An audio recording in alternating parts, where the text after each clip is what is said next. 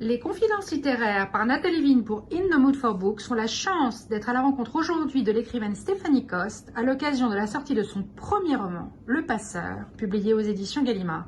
Bonjour Stéphanie Coste. Bonjour Nathalie.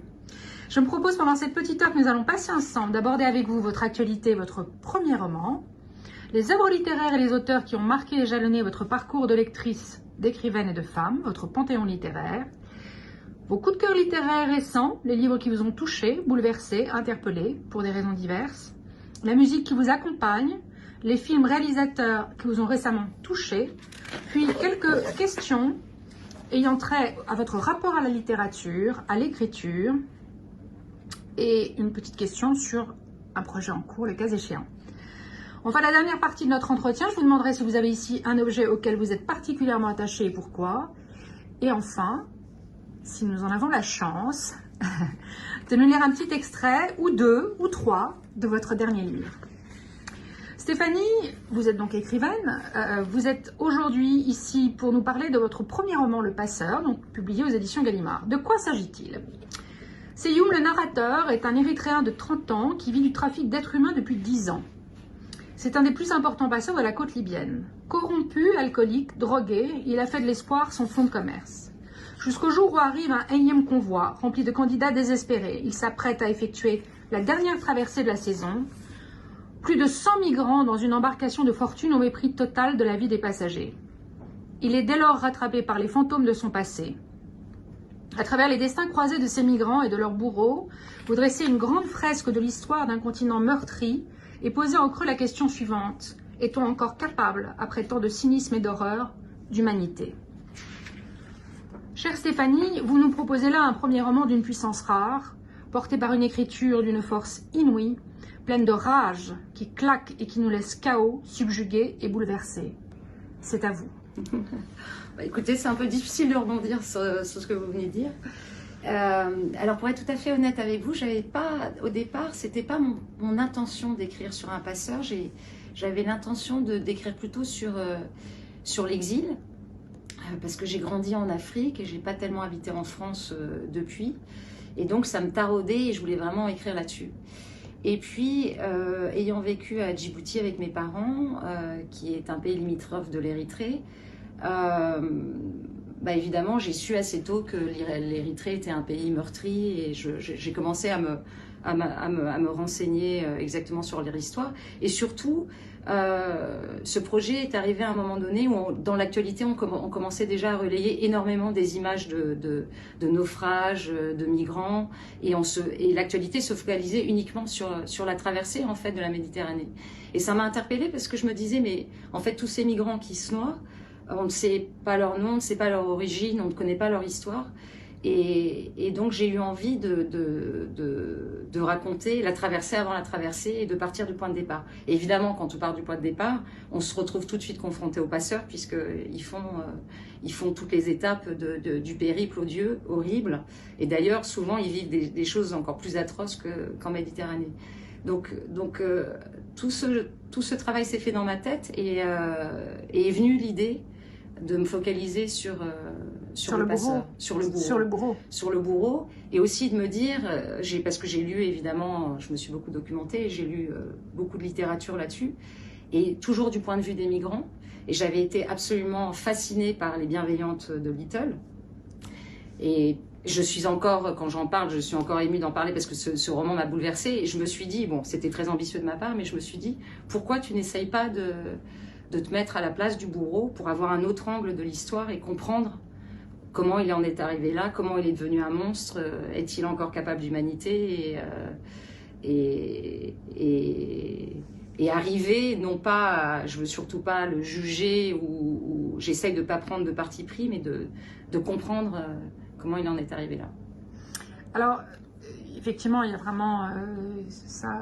Les Bienveillantes, il y a vraiment, maintenant que vous le dites, c'est quasiment une évidence.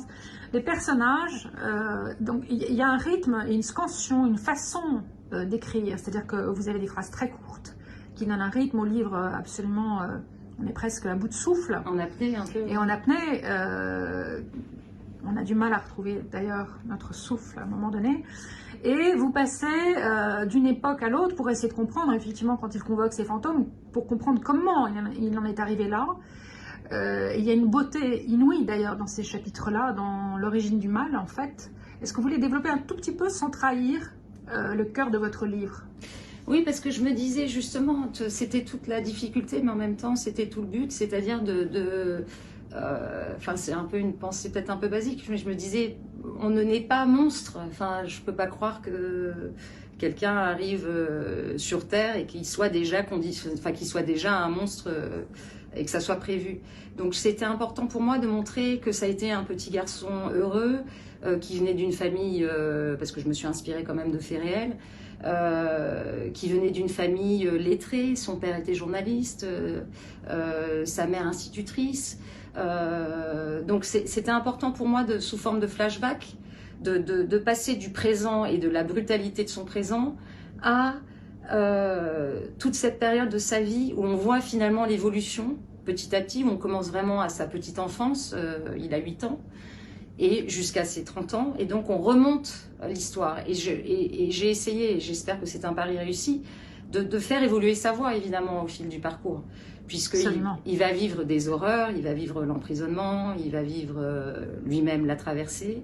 Alors, je ne veux pas en dire trop. Non, surtout pas. Mais voilà, c'était important pour moi de... Alors après, c'est un procédé assez commun en littérature de procéder par flashback. Mais je me disais que là, ça servait vraiment mon propos de raconter son histoire, depuis le départ.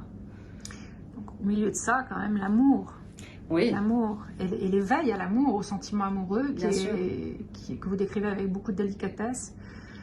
Je voudrais que vous développiez 2 secondes le personnage sans trahir, encore une fois, de cette jeune fille qu'elle rencontre tout jeune. Alors Madia, c'est